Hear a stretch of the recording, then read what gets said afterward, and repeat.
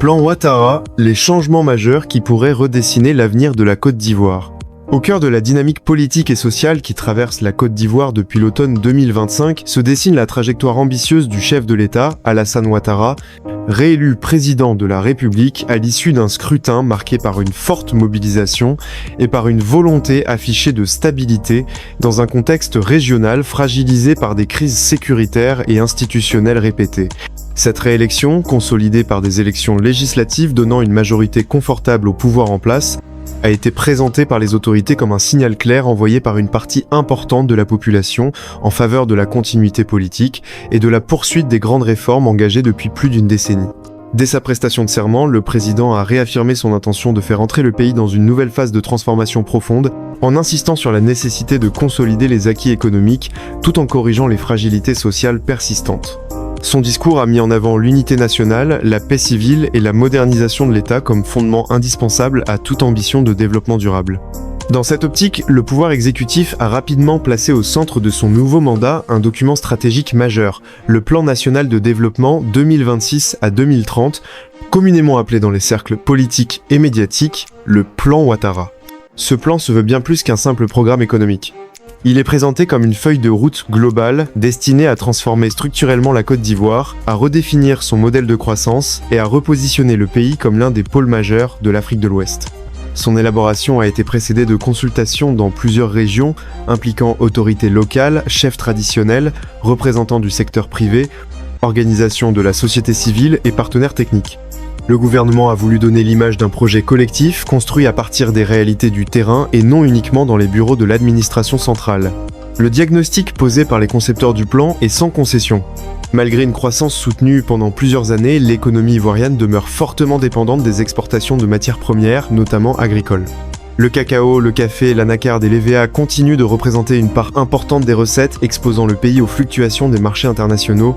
Par ailleurs, les inégalités territoriales restent marquées, avec un contraste persistant entre la capitale économique Abidjan et de nombreuses zones rurales où l'accès aux services de base demeure limité.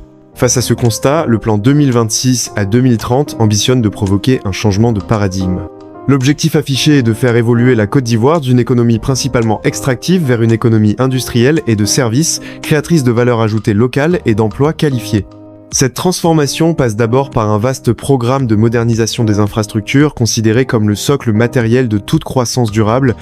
Les autorités ont ainsi annoncé une accélération significative des investissements dans les routes, les ponts, les ports, les chemins de fer, l'énergie et l'eau potable. Il s'agit non seulement de désenclaver les régions intérieures, mais aussi de fluidifier les échanges commerciaux et de renforcer l'intégration nationale. Le gouvernement affirme vouloir atteindre une couverture quasi totale en électricité et en eau potable dans les localités encore non desservies avant la fin de la décennie, réduisant ainsi un handicap majeur pour le développement des activités économiques en zone rurale. Abidjan, déjà moteur économique du pays, est appelé à devenir une véritable métropole régionale.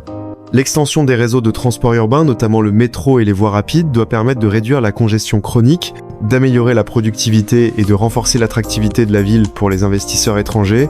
Parallèlement, plusieurs corridors routiers et ferroviaires reliant la Côte d'Ivoire à ses voisins sont programmés ou renforcés afin de positionner le pays comme une plateforme logistique incontournable entre le Sahel et le golfe de Guinée. Sur le plan économique, le plan Ouattara repose sur un principe central. Le secteur privé doit devenir le principal moteur de la croissance et de la création d'emplois. L'État se donne pour rôle d'améliorer l'environnement des affaires, de simplifier les procédures administratives, de sécuriser les investissements et de renforcer la justice commerciale. Des réformes sont prévues pour réduire l'économie informelle, élargir l'assiette fiscale et améliorer la transparence dans la gestion publique. L'une des mesures les plus commentées est la création annoncée d'un fonds souverain ivoirien. Cet instrument financier, inspiré de modèles existants dans d'autres pays émergents, aurait pour mission de mobiliser des ressources nationales et internationales afin de financer des projets structurants, soutenir l'innovation et accompagner la montée en puissance d'entreprises locales capables de s'imposer sur les marchés régionaux et internationaux. Pour le gouvernement, ce fonds représente un outil stratégique pour réduire la dépendance au financement extérieur traditionnel et mieux contrôler l'orientation des investissements. La diversification économique occupe également une place centrale. Les autorités souhaitent développer les industries de transformation agricole afin que les produits ivoiriens soient exportés sous forme semi-finie ou finie plutôt qu'à l'état brut. Cette stratégie vise à augmenter les revenus des producteurs, créer des chaînes de valeur locales et limiter l'exode rural en offrant des perspectives économiques dans les régions agricoles. Mais le plan 2026 à 2030 ne se limite pas aux infrastructures et à l'économie. Une part importante est consacrée au capital humain, considéré comme la véritable richesse du pays. Avec une population majoritairement jeune, la Côte d'Ivoire fait face à un défi colossal, former des millions de jeunes aux compétences adaptées aux besoins d'une économie moderne. Le système éducatif doit ainsi être profondément réformé, tant dans le primaire que dans le secondaire et l'enseignement supérieur. L'accent est mis sur la formation technique et professionnelle, longtemps marginalisée, afin de fournir au marché du travail des profils qualifiés dans les domaines de l'industrie, de l'énergie, du numérique et des services. Les universités et grandes écoles sont appelées à renforcer leurs liens avec le secteur privé pour réduire l'écart entre formation académique et réalité professionnelle.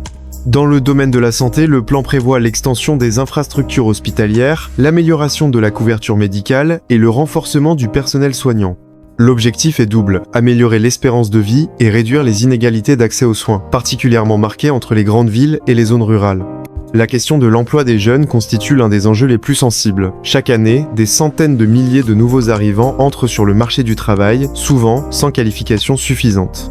Le gouvernement mise sur le développement des petites et moyennes entreprises, sur l'entrepreneuriat et sur les secteurs émergents comme le numérique pour absorber cette main-d'œuvre. Des programmes spécifiques d'accompagnement financier et technique sont annoncés pour encourager la création d'entreprises par les jeunes et les femmes. Sur le plan social, le plan Ouattara promet également un renforcement des mécanismes de protection sociale. L'extension des filets de sécurité pour les populations vulnérables, l'amélioration de l'accès au logement décent et la lutte contre la vie chère figurent parmi les priorités affichées. Les autorités reconnaissent que la croissance macroéconomique des dernières années ne s'est pas toujours traduite par une amélioration immédiate du niveau de vie pour toutes les couches de la population. La gouvernance constitue un autre pilier essentiel du projet.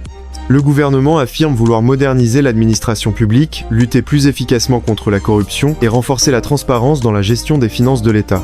Des outils numériques doivent être déployés pour limiter les pratiques frauduleuses, accélérer les procédures et rapprocher les services publics des citoyens. Dans un contexte régional instable marqué par la montée des menaces sécuritaires au nord et dans certains pays voisins, la dimension sécuritaire n'est pas absente du plan. Les autorités entendent renforcer les capacités des forces de défense et de sécurité, améliorer la surveillance des frontières et intensifier la coopération avec les États voisins afin de prévenir toute déstabilisation susceptible de compromettre les investissements et la cohésion nationale. Malgré l'ampleur des ambitions, de nombreuses interrogations subsistent. Le financement de ce vaste programme représente un défi majeur. Les besoins se chiffrent en milliers de milliards de francs CFA, alors que les marges budgétaires de l'État restent limitées par les contraintes de la dette et les fluctuations de l'économie mondiale. Le succès du plan dépendra en grande partie de la capacité du gouvernement à mobiliser des capitaux privés, à rassurer les investisseurs et à maintenir un climat politique apaisé. La mise en œuvre effective du plan pose également la question de la coordination entre les différentes institutions publiques, les collectivités territoriales et le secteur privé. Les précédents plans de développement ont parfois souffert de retard, de lourdeur administrative ou de détournement de ressources.